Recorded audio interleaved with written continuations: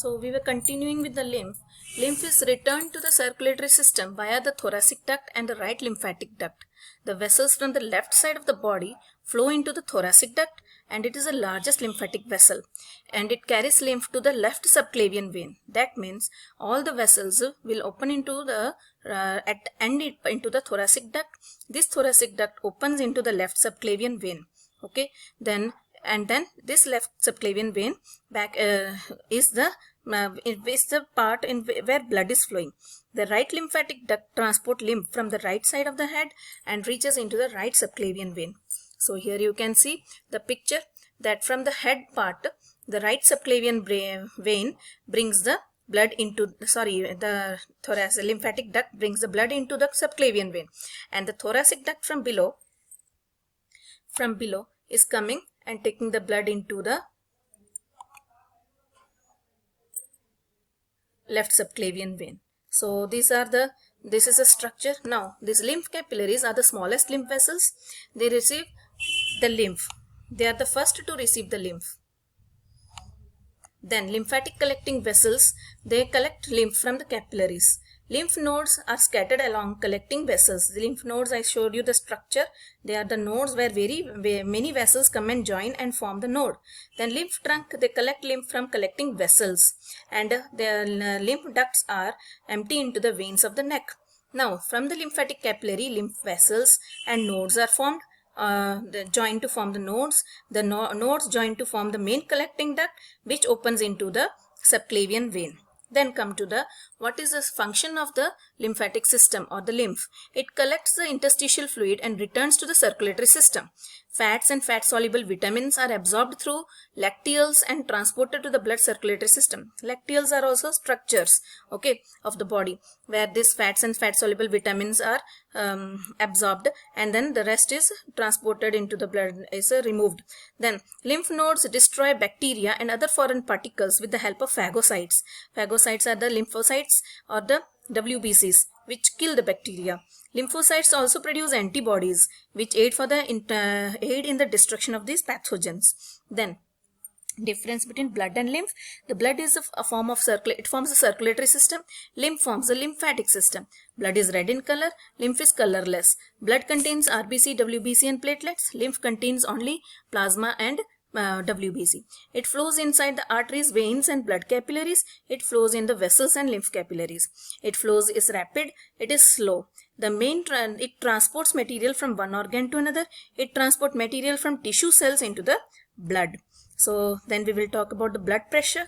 The blood pressure is the pressure of the circulating blood on the walls of the blood vessels. That means when the heart beats, at that time where it beats with a lot of pressure, that pressure is called the blood pressure. Okay, at that pressure in which the blood flows with the amount of pressure, that is the blood pressure, and it is exerted on the walls of the capillaries, on the walls of the blood vessels. Now most of the pressure is due to the work done by the heart by pumping blood through the circulatory system. That means pressure is due to heartbeat. Okay, normal resting blood pressure is 120 milliliters of mercury.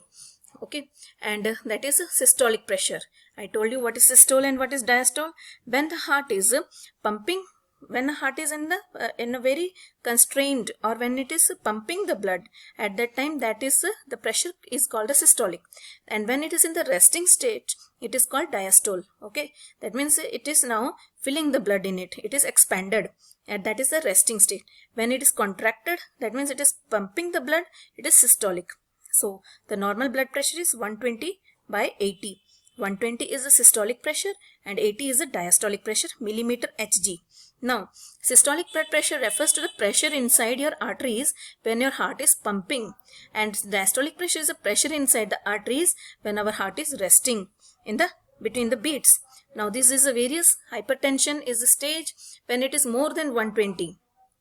Okay, and when we say hypotension, it is less than 120 by 80. Then in a blood pressure reading, the systolic number always comes first and the diastolic number comes below. Then how is the blood pressure measured? The blood pressure is measured through the sphygmomanometer. It's an instrument through which the blood is measured. Now it has a flat tube. Okay, this flat tube is called the cuff. this cuff is tied on the arm of the patient whose blood pressure has to be measured. Now what happens, and here there is a mercury column. When we tie the cuff on the arm of the patient, when it is tied on the arm of the patient, that time the cuff is expanded, or the air is blown into the cuff by the help of that pump. And then when it is tied and then air is blown, so it will inflate. Okay, when it will inflate, what happens in the arm when it is tied, the brachial artery is the brachial artery is blocked. So when the brachial artery is blocked, and then one more thing is there, that this stethoscope is attached at the ends of the brachial artery, and then so that we can hear the beat. Now when we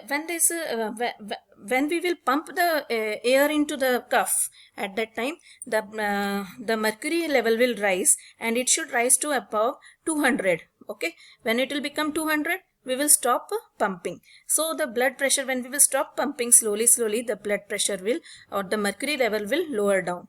When it will come down, now when the stethoscope is placed there on the artery of the arm, no sound is heard. When this then we will hear that the pressure in the cuff is reduced gradually by deflating. Okay, so then the cuff pressure with the heartbeat is first heard.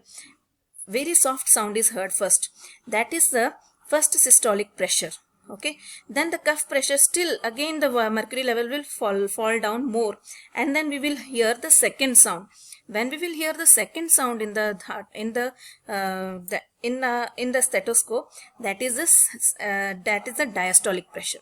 So what happens actually, when we tie the cuff, at that time the brachial artery is blocked, so no blood will flow in it, so no sound will be heard. And then when we will release the pump, that time the blood will start flowing. When the blood will start flowing, the blood flows into the brachial artery, then still no stepping sound is heard. But when the blood will start flowing, then it opens, the artery will open with a sound. Okay, that is the systolic pressure, that will open up.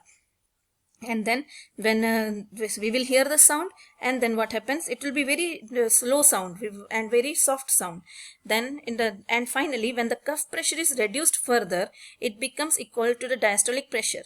Then the brachial artery opens up fully. Then when it is opening up fully, we will hear the sound, and hence the tapping sound will disappear. Okay, at that time. So that is how blood pressure is measured. So end of the chapter. End of the topic. The excretory system is left.